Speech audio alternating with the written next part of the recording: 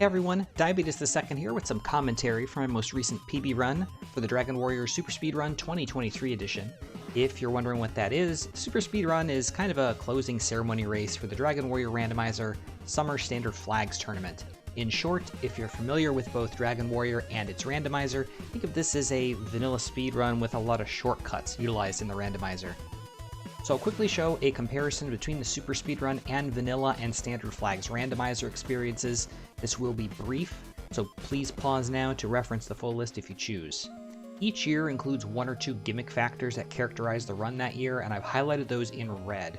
We start with max gold in the throne room, and Erdrick's gear does not exist. So we can likely purchase everything we want, whenever we want, and grinding for money will not be a consideration unless we take an untimely, unplanned death. And also, without Erdrick's sword and armor, we lose out on the attack power and survivability benefits that those items provide. Both of these factors will play a role in the route taken in comparison to the vanilla speedrun. Here are the rest of the differences. Again, pause to read if you choose. I'll try to address the most relevant nuances if and as they come up during the run. Alright, let's go ahead and get started.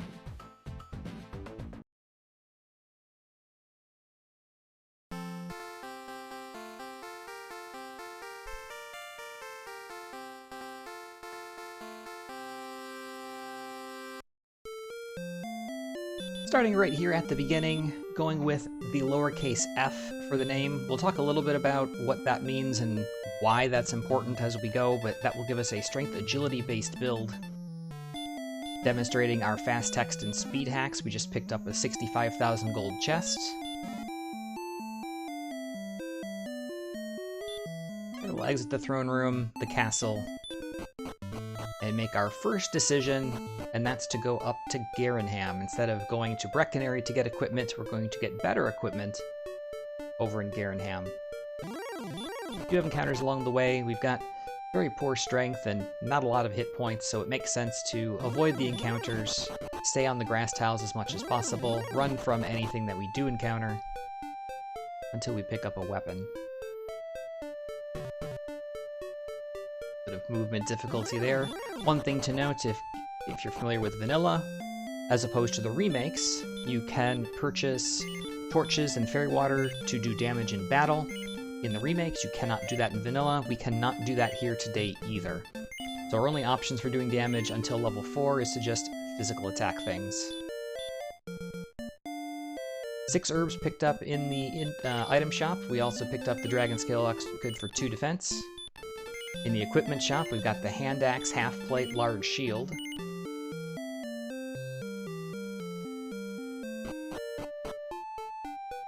Altogether 15 extra attack power, 26 defense.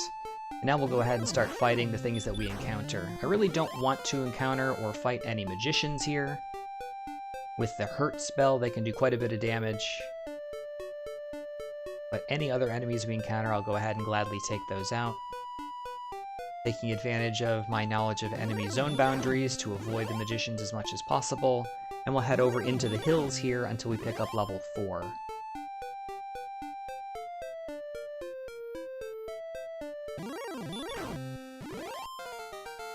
So we're just picking up a couple quick levels here. Down bottom left where we have our timer and splits. Note that I have the levels as my split times. In parentheses will be the amount of XP I need to reach that level, and then HP maximum at that level as well. That'll help me when we're trying to min-max our resources in terms of MP for heals and herbs.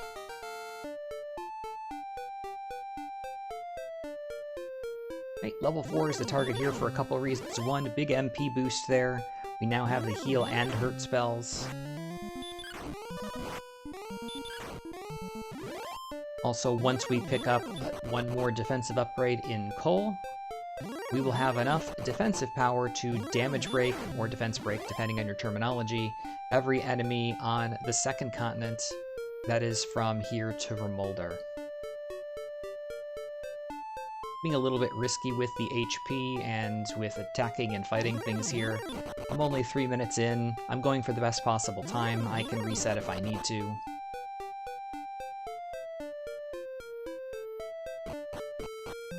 Wonderful. So we limp into Cole with just 3 HP. Pick up a full plate, good for 8 extra defense. Also make sure to pick up the fairy flute while we're here. We'll stay at the inn and then make the trip to Remolder.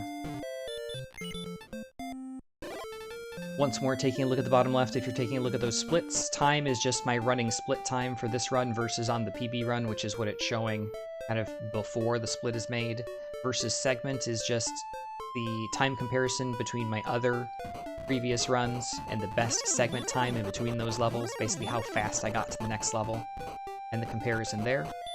BST is my best split time, so basically the run that I had going the best up until that point in the run. And then versus the PB is just simply the splits that I had during my best overall time, which at this point is a 55:02, which you may have seen uploaded previously on the channel. One thing to note, you're seeing times that are like plus a minute. It's just a matter of doing things slightly out of order. So it's really not that I've gained a minute or lost a minute here and there. Alright, we picked up level 5 on the walk through the swamp cave. Fighting ghosts and scorpions, running from everything else along the way, just to avoid hurt damage, and also fight enemies that are most efficient for XP gains. The rest of the way here to Rim, we're going to try to reach level 6 if we can before reaching the town. Skeleton's probably the best enemy here in terms of XP for effort. Wolf is the strongest enemy here, but also the most lucrative. We get one right outside the town. This will give us level 6 if we can take it out. Got one heal cast left.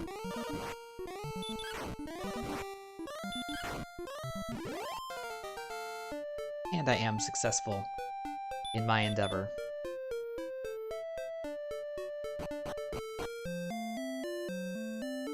Safely cross the isthmus into Remolder, where we're going to stop at the inn. We'll pick up one more set of equipment upgrades, fill up on keys, and get to the characteristic of any Dragon Warrior run, grinding. Alright, broadsword over hand axe, magic armor over full plate. Broadsword gives us 5 extra attack power. Magic armor doesn't give us any extra defense, but it gives us 2 critically important additional abilities, and that is the cutting of hurt and hurt more damage by 1/3, and it gives us 1 to 4, 1 HP for 4 steps, walking regeneration.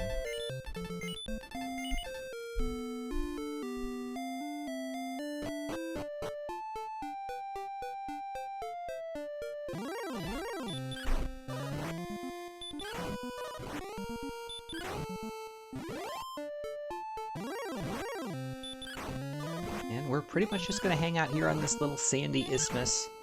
The desert tiles and the hilly tiles that you see on the very bottom of the screen currently have the highest encounter rate in the game at 1 encounter per 8 steps on average. If we want to get enemy encounters as quick as possible, that's where we're going to go. Here we're closest to town, so it makes sense to stay here. And if you're familiar with the vanilla speedrun, you'll note that this is exactly where the speedrun tactics are between levels 4 and 10. Again, that has to do with the stats that we currently have, and the equipment that we currently have, and the way damage is calculated in the game. At level 4,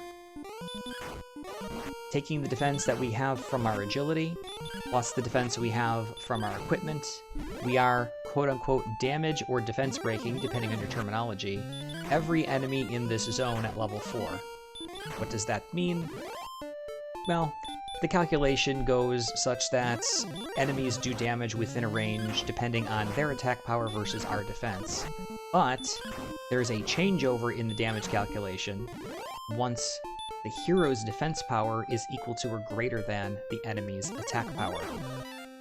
It just so happens that at level 4, we hit those breakpoints for the wolf, which is the strongest enemy here, so that he can do much less damage than he could even if we had 1 defense point less.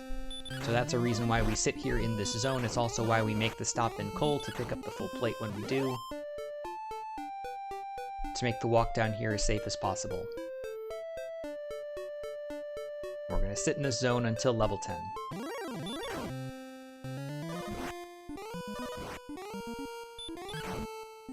What makes the magic armor good? Well, the Warlock is a prime example of that. So for one, we're always trying to min-max. This is really more about this particular run than it is the Warlock itself, but the walking regen that we have from the magic armor does help us stay out of the inn as much as possible. But more importantly, the Warlock fights, especially at earlier levels where we don't have a lot of HP buffer, can be extremely dangerous. Warlock knows both sleep and hurt. Hurt certainly does more damage than physical attacks are going to do at this level. And because of that, and their ability to sleep lock us, we can, again, take damage quite quickly. If we sleep for too many turns, we could die, and if we die, the run is basically over.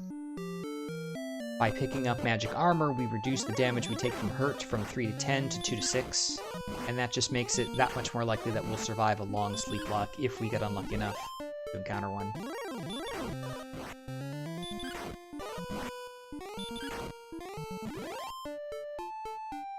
Also worth factoring in as we talk about the grind here on the spell side of things. We only have, of primary use here, heal and hurt. We do have sleep, which can be helpful depending on the circumstances. As we pick up level 9.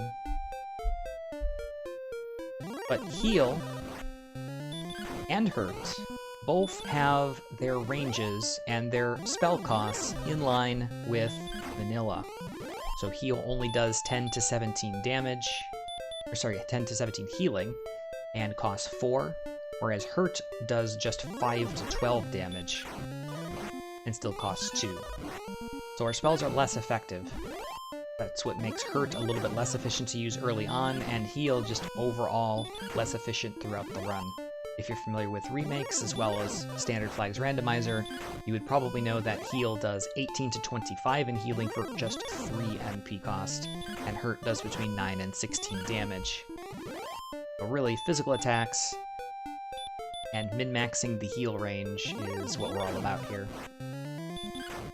The other thing to factor in is that enemies have their vanilla HP level. Remakes do tweak those a little bit.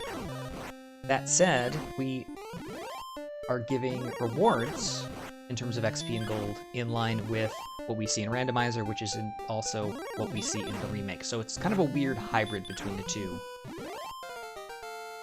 Alright, notice that I've moved down here a little bit to the south. We hit level 10. So the row of tiles just above where I'm currently walking, that's the end of the zone boundary. It shares the one up north toward Remolder. And by moving south, we go to the next tier of enemies. Note that we still have the Metal Scorpion, but we're flopping the Wolf for the Wolf Lord, the Skeleton for the Wraith, and then we also have the Gold Man here. Gold Man is definitely the Zonk, it only gives 6 XP, we don't really care about the gold. So it's really about getting the other encounters. And it really just comes down to the efficiency of the enemies are here. We're two-shotting them fairly reliably as we would for the enemies in the above zone, but these ones are giving like 50% more experience, so it makes sense to move down here. Wolf Lord also casts Stop Spell a lot, so it's basically a free turn. The other thing to dodge beside the Gold Man is that the Wraith knows Heal, and it doesn't really put us in danger, it just makes the fight go more slowly if we happen to proc his heal.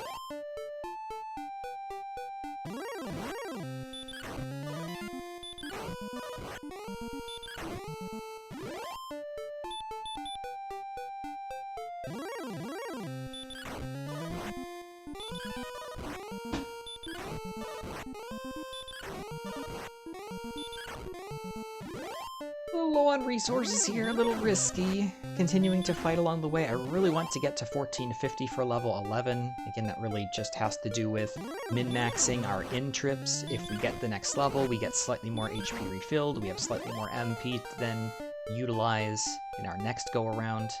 We are able to pick up level 11, which is fantastic. 4 HP? We'll skip the skeleton and just go heal. I do have several herbs left. I only used, I think, 1 on the walk and grind between Garenham and Cole. But I really want to utilize those for the rest of the grind in this area if I can.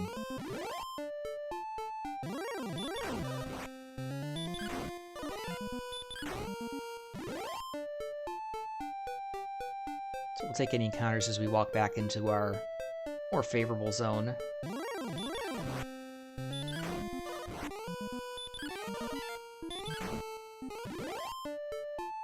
And making the comparisons in the times now that we've had several split times there.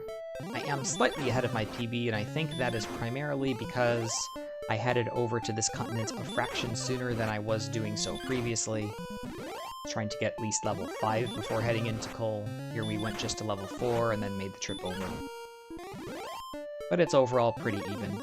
It's going to come down to the number of in-trips and then just the luck of the encounters here. Do we get a bunch of gold men that we have to run from? Do we take a bunch of extra damage, etc.?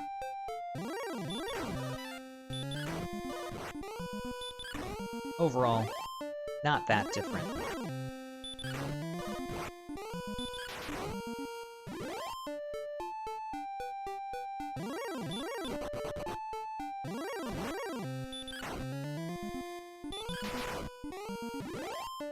Getting some nice crits in there. Of course, never on the first attack. Would really make the fight go faster, but, you know, we'll take them when we get them.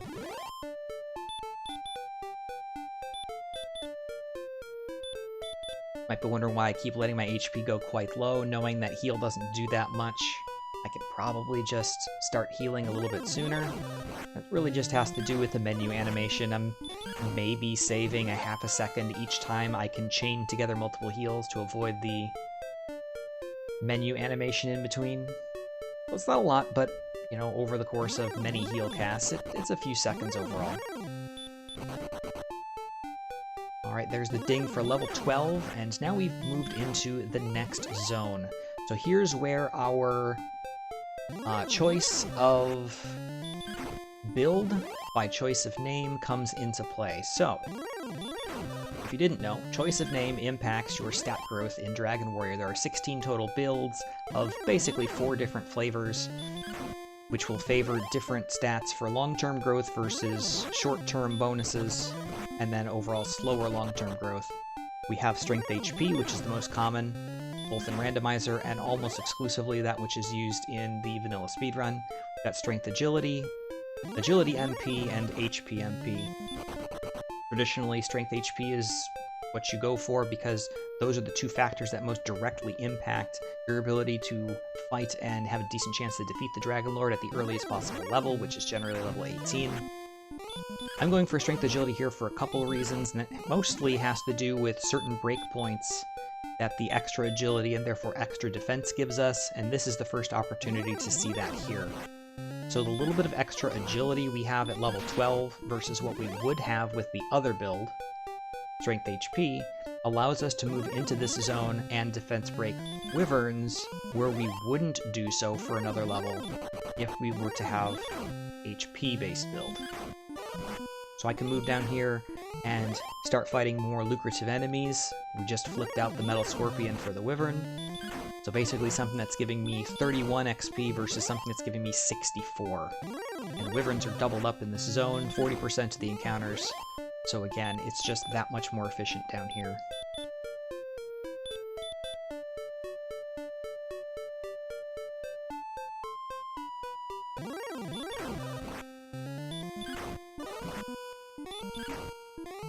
That does mean along the grind, both earlier and for the rest of the game, we will have slightly less HP at every level, which does make the grind a little bit harder to sustain, and could make in-trips a little bit more frequent, but again, kind of mathing it out, planning it out, try to really min-max those resources, never overheal. I'm gonna try to maintain basically the same number of in-trips regardless.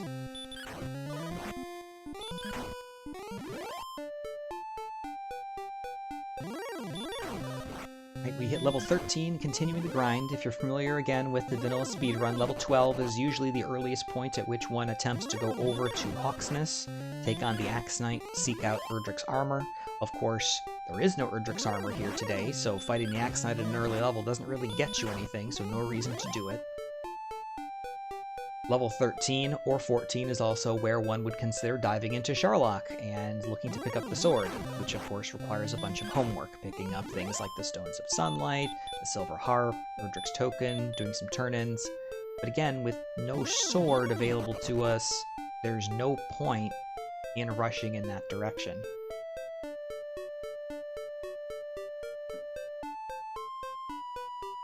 I'm going to continue walking back and forth.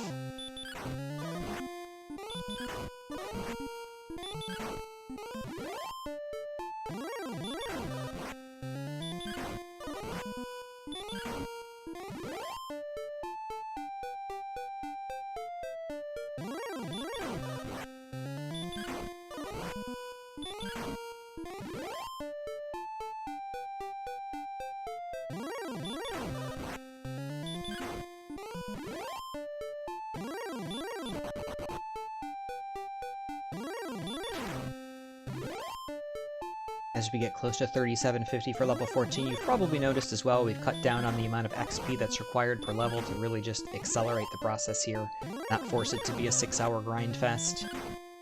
So in vanilla, we're only requiring 50% of that XP. In this case, if you're familiar with Standard Flags Randomizer, you're dealing with 75%, or the quote-unquote fast growth rate. This would be the very fast growth rate.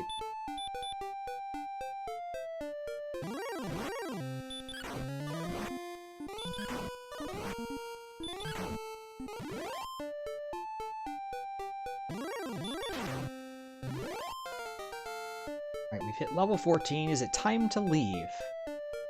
Not quite. About the 20-minute mark, already level 14. We'd certainly love our vanilla speedruns to be this fast. By this point, we'd probably be, like, looking to get keys in Remoldar and start a gold grind. Turns out that fast tech speed hacks 50% XP, and starting with all the money in the world accelerates things a little bit. So this is certainly a point where I could consider, and I probably could have considered for the last level or two, breaking away from the grind here, making the trek toward Cantlin. A couple of advantages to doing that. Obviously the Flame Sword and Silver Shield are there. So Flame Sword gives 8 extra attack power, Silver Shield giving 10 extra defense. But, for a couple of reasons I decided to stay here. One, this is effectively the same zone I would be grinding in nearer to Hawksness anyway. So I'm not really gaining a whole lot by doing that, and I'm not really defense breaking or putting myself into an adjacent higher tier zone that's more efficient until I hit at least level 15. So the extra attack power might make some of these fights go slightly faster. Maybe I more consistently two-shot something or have an outside chance to get a one-shot, but it doesn't make that much difference. And if I'm not moving into a higher tier zone, all I'm really doing is leaving resources on the table. And since walking is, by comparison, because of how fast the animations and the text and everything is going here, you don't want to walk around too much. So extra in trips or extra death refills add up quite quickly. So the goal here is to utilize herbs, get ourselves up to level 15, and ideally also maintain at least 10 MP to cast Return and Repel, which is the other reason I'm planning on going to level 15 here. Outside at level 12, Return level 14, Repel level 15. At no point have we had access to Fairy Waters yet. In Randomizer, we take away the door to the Fairy Water shop in Breckenary so we can buy them right off the bat. In Vanilla, as is the case here, that door is locked, and unless we backtracked from Remoldar with our e-purchases, we don't have access to them yet. And going into Breckenary when I don't need to is just unnecessary extra time. If I wait to get Repel, I can just worry about Fairy Waters later when I get to Cantlin, if I even need them at that point.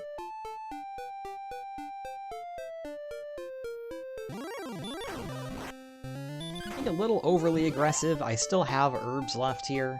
Probably a remnant of my earlier thought processes where I would just take a Death Warp in the swamp to the northwest. so I want to be at low HP to take fewer steps.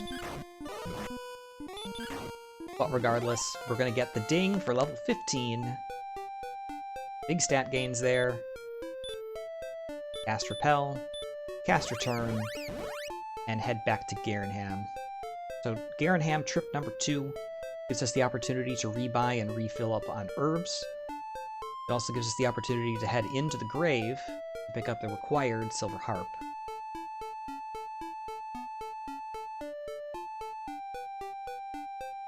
The extra MP we had from Repel also allows us to skill all the now trash tier encounters that we would otherwise be running into here.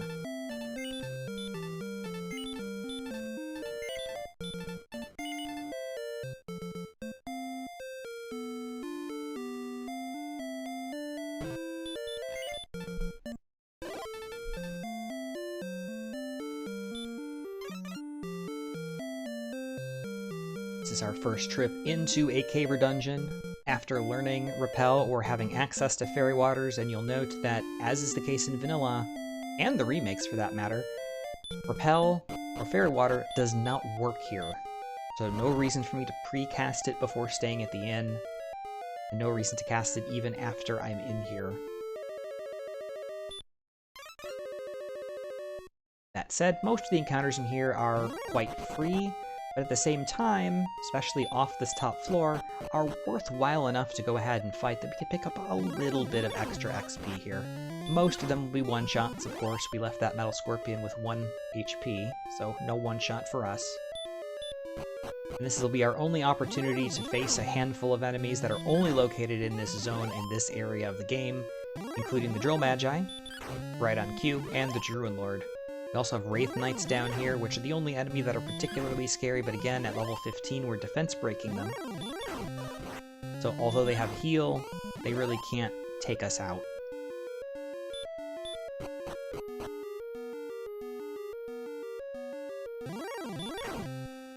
Spectre is the other enemy that's only located here. Sleep and Hurt, once more, doesn't really do much for him. Waste time for us, that's about it.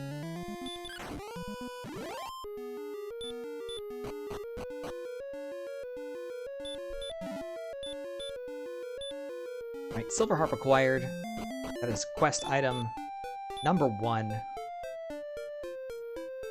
we're going to be holding on to that for a while as we cast Repel after casting outside and make a beeline for the next section of land to explore, traverse, and hopefully get some new equipment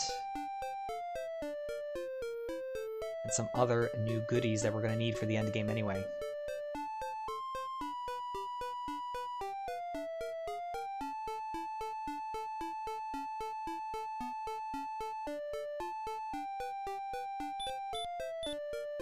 Going to re-up the Repel. We don't want to fight anything here. We want to maintain as much in the way of resources as we can.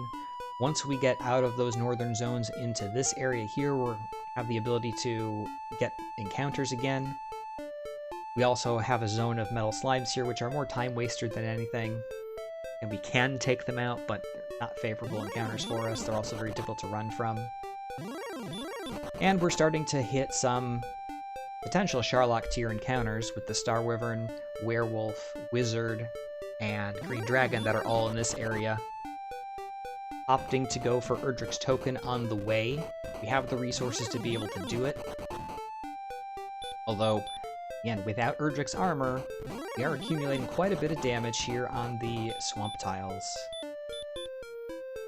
If we get run blocked several times in a row, particularly by something like a Green Dragon or Star Wyvern, we could be in trouble. Also, if we get caught without healing, we'll try to maximize that as best we can. But we still got plenty of resources left over, plus a full complement of herbs, although I'd like to save those for the Golem.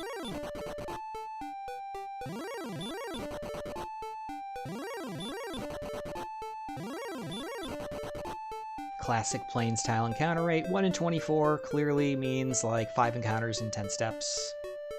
Thanks, game.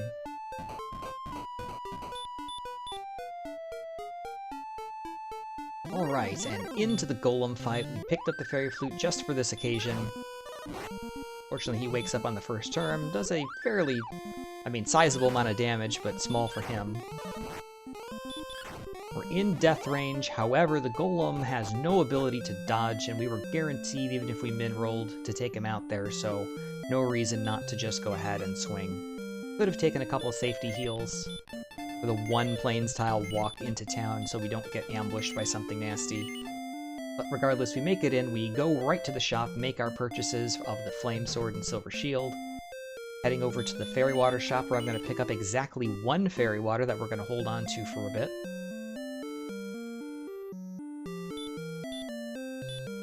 Cast Repel.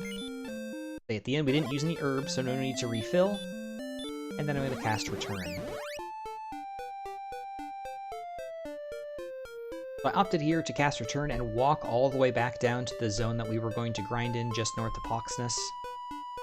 And the reason for that being that if we were to backtrack, we'll get to that area faster, but we're going to deal with encounters we don't quite want to fight yet. So this ultimately does end up being faster and a little bit more resource efficient. It also allows us to make a slight detour and head for the mountain cave. So two possible items in here that we could be looking for. Got the Fighter's Ring and the Death Necklace. If you're familiar, again, with vanilla, you know that the Fighter's Ring doesn't do anything. Code for it is kind of broken, or the pointer is incorrect. But in the remakes and in Randomizer, it gives us 2 extra attack power.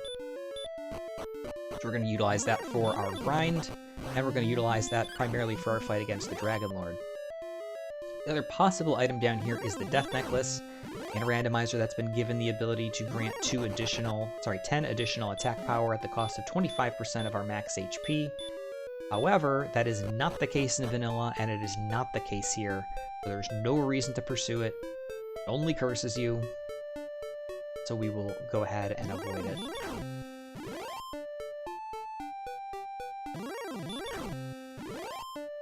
Couple of garbage encounters there. I could cast Repel to avoid them, but it would last for a while as I head down here into the next area where I want to start fighting enemies, so I'll just take a slight time loss. 2 options here. I could stay in the same zone that I've been in for a while, that same Metal Scorpion, Goldman, Wyvern, Wolflord zone, or I can move down into the next adjacent zone, which is what I've chosen to do here. It's a little bit more aggressive, slightly more risky, but this is where we have our Rogue Scorpion, Knight, Demon Knight, Wraith Knight, and Wyvern. The only enemy that's potentially scary here is the Demon Knight. All 4 of the other enemies are defense broken, but the Demon Knight is not until level 16. So if I encounter any of those, ideally I'll remember or react quickly enough to not just mash A and attack. I'll want to run from those.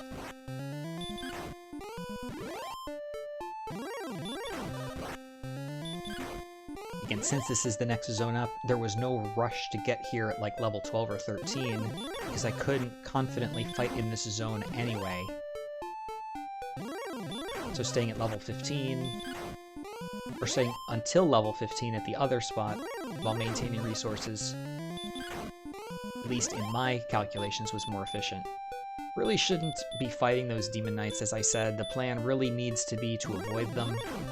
They just do too much damage and sap too much in the way of resources from us. Without the walking regen of Erdrick's armor, we run out of heals quite quickly.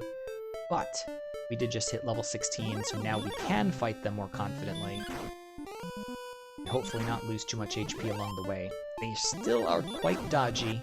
We have just over a 75% chance to hit them, and it will likely be 3 swings to kill.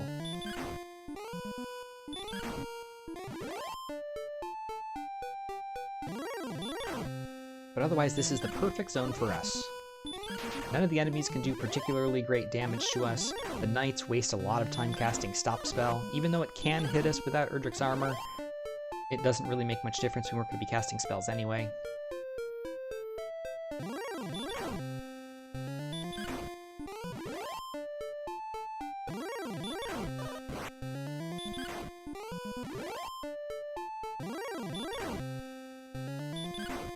And guess what we're going to be doing for the rest of the run until it's time to fight the Dragon Lord? It's pretty much going to be pacing left and right across some amount of tiles. As I said, it's The hallmark of a Dragon Warrior speedrun. Yeah, you got the gold grind, but you also got the walking left and right in the desert. There's that Demon Knight dodge. Lots of them there, took a lot of damage, all the way down to 4 HP, so in danger of dying, kept swinging through instead of trying to run. Again, I'm trying to get the best possible time, I don't want to run away. If I can get that 90 XP, that's fantastic. I do survive it, eke it out.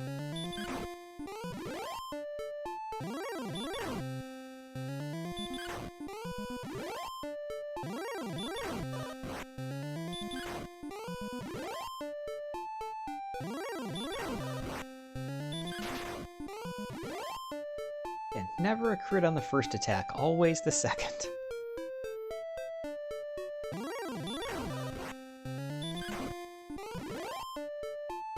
And looking at the splits, it looks like I've lost a ton of time getting to level 16. It's really just a matter of, in my PB run, I ended up getting level 16 before heading into the grave. So it's all that walking back and forth of going to the grave, the token, Cantlin, purchases, return, walking, mountain cave. That's all incorporated in that level 16 split. And previously that was in the level 17 split. So I'm going to gain most of that time right back, if not surpass it, based on my choices. And there we see a big, nearly 6-minute difference.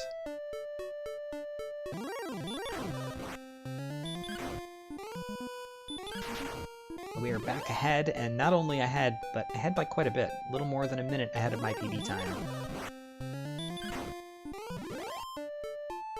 So big pickup there at level 17 is the Heal More spell.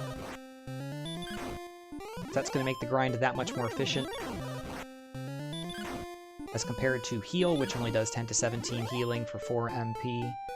Heal More does 85 to 100. We only have 93 max HP, so we're going to try to let ourselves get down into an uncomfortably low state before we do cast it to try to min-max, you know, the utility of it, but still, it's certainly a heck of a lot better than Heal.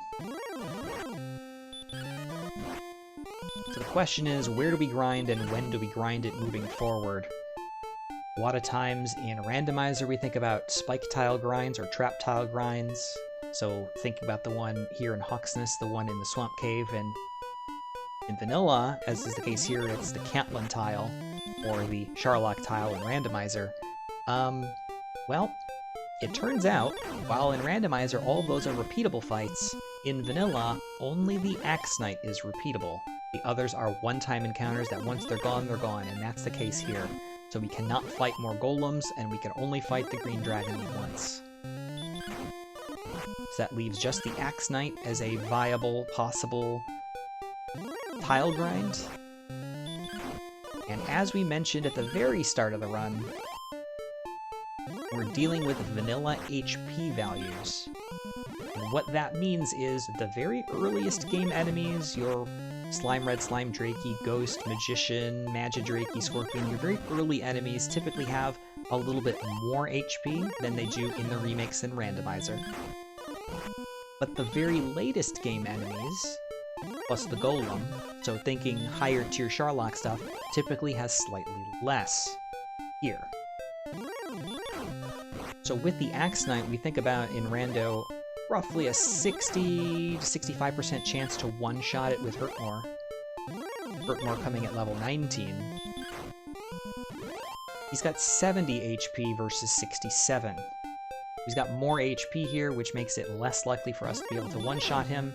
And since this is a vanilla super speedrun, our Axe Knight has Sleep. And that can be devastating if he does a lot of damage or sleep locks us. 1, we're wasting resources by casting Heal Mores, and 2, we're wasting time by potentially taking a death refill when we don't want to. So I think overall, the Axe Knight is a mistake. So we are going to avoid that in the grind. Alright, so this is the second juncture where the stat build comes into play as well. So again, choosing the agility-based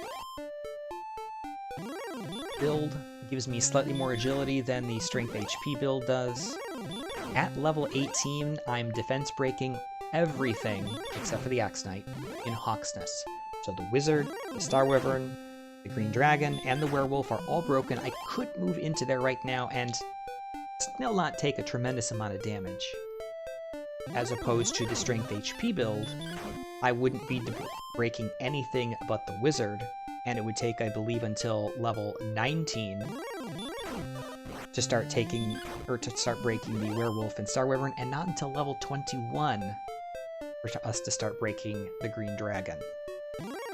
But again, that's just more damage being taken, less efficient grind, potentially more in-trips or death refills. So that's another reason for me choosing this build.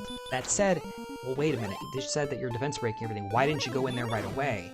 And the answer is, well, Wizards have hurt more. Star Wyverns have heal more and hurt more. Green Dragons have... Actually, I take it back. The Star Wyvern has heal more and Dragon Breath, and the Green Dragon also has Dragon Breath. Now that we've hit level 19, things change a little bit. So, Star Wyverns are also 40% of the zone in there, and they are very likely to cast Heal More. Because our damage is reduced by not having Erdrick Sword, it makes more sense for us to hurt more them, and then attack everything else, but I don't have hurt more until level 19. If we get caught in healing loops, it's really bad and takes a lot of time. So we're better off waiting until level 19 to head in there. In this case, I'm just trying to run my resources out before hopping in. We'll cast Hurt Mores against Star Wyverns, physical attack everything else, and ideally, we'll get to level 21 without needing another refill.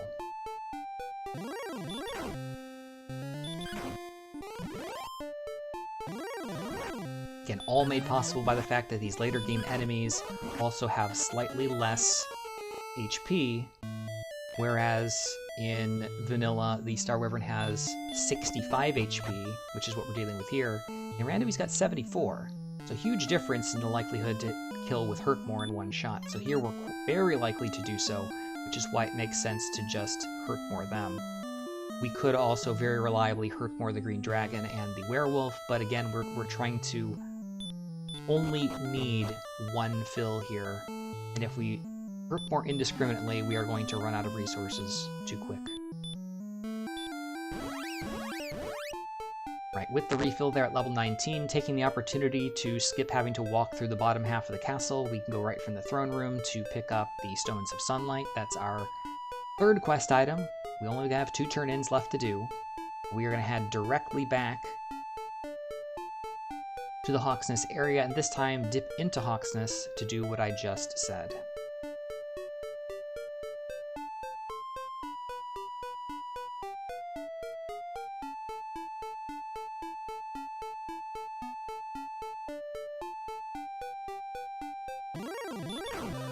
Let Repel expire here. We're in a zone where the enemies are good enough to get us a little bit of XP along the way here. And it is a little tight in terms of getting to the necessary level without running out of resources, so if we gain even a little bit, it helps.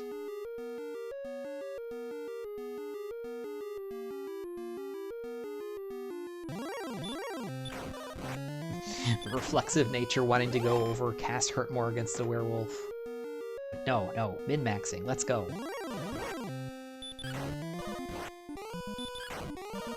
Depending on how close we're getting up to that 15,000 XP mark where level 21 is, which is our target goal level, I can start throwing out some earlier Hurt Mores against the other enemies if I need to.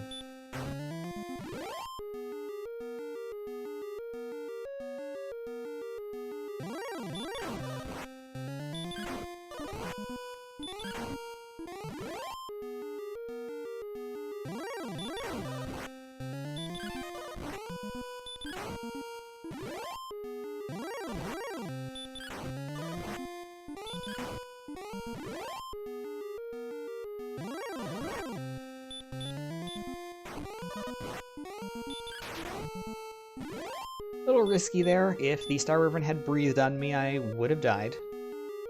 we were able to get it done. Wasn't anticipating the ambush.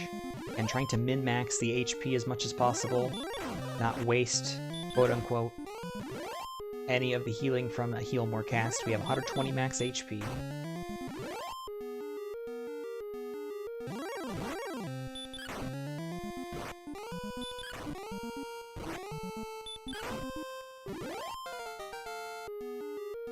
And level 20. One level to go. Lost a little bit of time on the splits there, but really it just has to do with the order of operations in terms of picking up the stones, taking the death refill at that level versus a level later.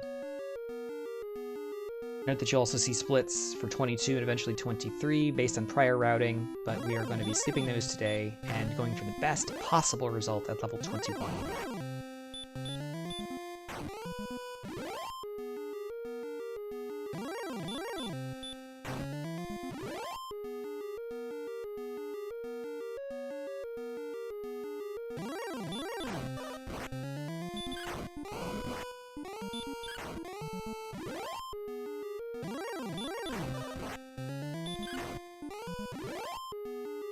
We're seeing the breath damage is significant. That's another reason why we don't head in here earlier. While magic armor does protect against hurt and hurt more, it does not protect against breath attacks, so those are still quite powerful. Both the Star Wyvern and the Green Dragon do those.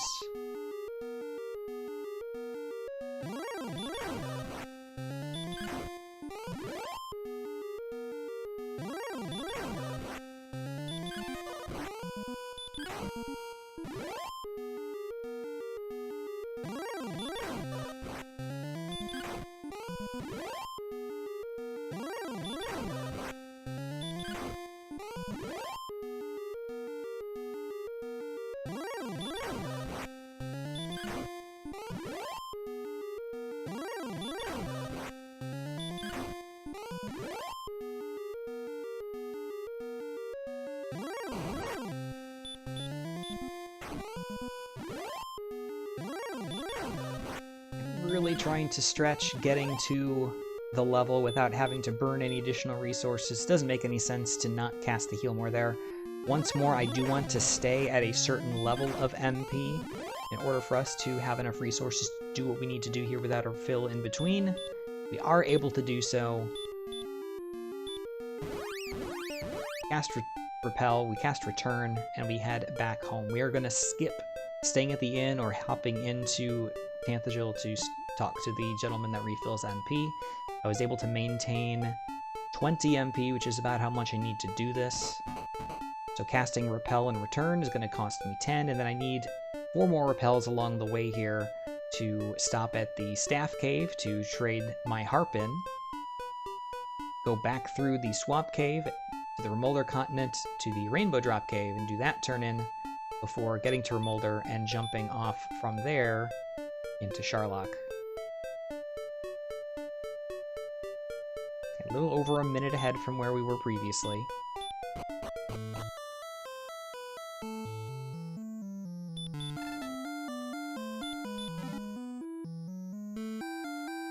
Certainly doesn't mean we're guaranteed here. Level 21, decent enough odds. We do face a little bit of adversity on the top floor. We face a little bit more as we get through Sharlock. A lot of it is simply going to depend on the RNG of whether we get ambushed in fights, whether or not we take damage when we do get ambushed, whether or not we fail to run from certain enemies, how many encounters we get, and especially later on, which encounters we get.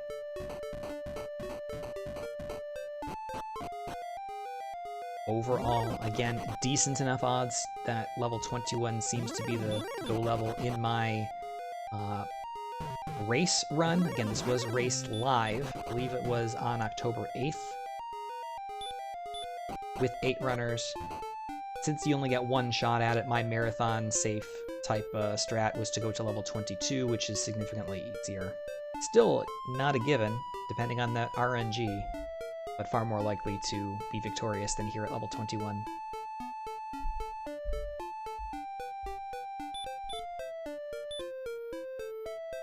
Casting Repel. Revisiting our Rainbow Drop Island.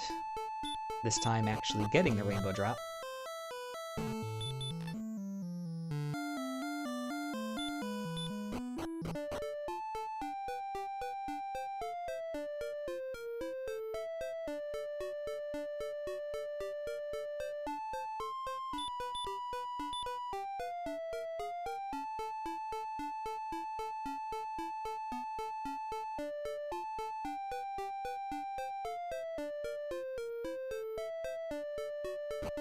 And topping off the resources one last time in Remolder.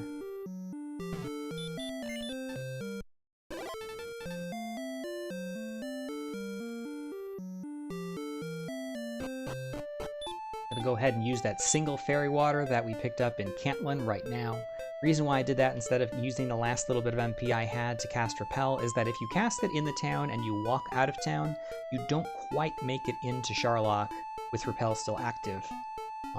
Because of our MP status and what our level is, if we don't cast an additional Repel, we gain 1 cast of heal. Should be needed on the dive. So that was the reason for the fairy water there, and since the Charlock does not allow us to repel or throw fairy water or anything here, it makes no sense to cast repel like 10 steps before going into the castle.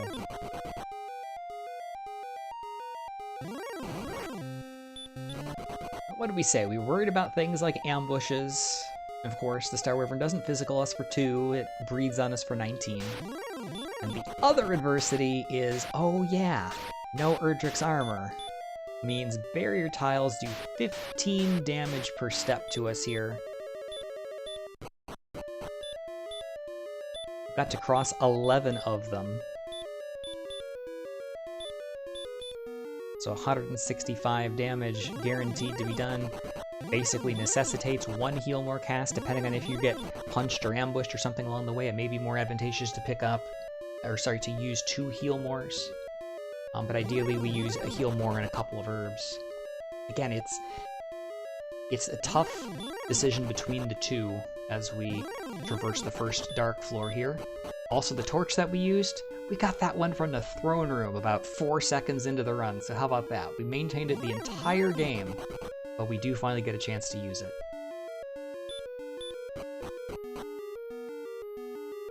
So herbs are good for healing any chip damage we take along the way here, whereas if we were to use a full heal more, likely we're wasting a ton of it unless we get, you know, quite low on our HP, which is not safe to do. Alright, we went past the switchback floor to the fork in the road. We don't need to go to the vanilla sword chest because there ain't no vanilla sword, so we head to the bottom. This is the Armored Knight Red Dragon zone, the scariest zone. As we go through the U-shaped floor, we hold right and arrive at the bottom floor. Fun fact, there is a 65,000 gold chest also in the treasury there. Of course, we don't need it. But theoretically, if one took a bunch of unnecessary or unexplained deaths prior to this, you could come down here to get gold for like a silver shield or something. First try run from the Red Dragon. Red Dragons have sleep. Armored Knights have heal more and hurt more, and we're about a coin flip to run from both of them. We get another first turn run. We cast a heal. We still have 11 heal mores in the tank, which is perfect. I've got some herbs to try to bait out a stop spell or a physical attack. We get the physical attack. We take out DL1, and we head into DL2 in the best possible case. We don't get ambushed, even better. And we open with a double, 7, 18, 25, 32, 42, 48, 56, 67, 76, 86, 96, 107, 115, 122. Very likely to get the kill here, but it's not guaranteed, so we're gonna go ahead, heal. Dragon Lord in vanilla only has 130 max HP. Note that Dragon Lord Breath there is reduced to 41 to 48, even though we don't have Erdrick's armor.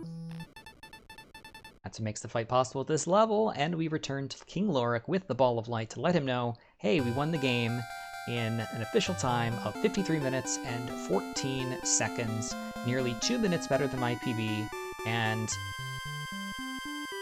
well, pretty good. This run and how it went and how I thought the best possible time would be, certainly this exceeded my expectations, which is fantastic. I wasn't sure if we were going to even be able to get under 54 minutes. The fact that I got so close to the 53 barrier is quite remarkable. How could this have gone better? There's not a whole lot that could have gone better with the way I've routed this. There could be potentially a choice or two that one could skip out on or whatever. Like, how could you really do better? Skipping the fighter's ring would save maybe 30 seconds or so that is one thing that one could do. But beside that, I mean, you could try to go to Cantlin early and make the grind slightly faster, but I do worry about extra death refills. And the only other way I see, beside RNG manipulation, is to go at level 19 and pray that you can hit at least one early Hurtmore, if not 2 Hurtmores against DL2. Again, 58 to 65 damage on Hurtmore. DL2's only got 130 HP, so you can do it. If you hit 1 early, you might be able to chip him down the rest of the way. Otherwise, you have to hit 2 at a 1 in 16 chance each. So, not great odds, but it can be done. Anyway, that's my PB run for the 2023 iteration of the Dragon Warrior Vanilla Super Speed Run. Hopefully you enjoyed. Hopefully the commentary was a little bit insightful. If you're interested in trying this out yourself, there is a link to the Dragon Warrior Randomizer Discord community where there is a patch where you can play this yourself. We always welcome people into the community. I race on Randomizer, twitch.tv/DiabeetusThe2nd a couple times a week usually, and I'd be happy to see you there as well. But until next time, everybody, stay healthy, stay safe, take care of yourselves, enjoy your day, your evening, or whatever such as it is, and hopefully we'll see you in the Discord or over at Twitch sometime in the future. Till next time, though, take care.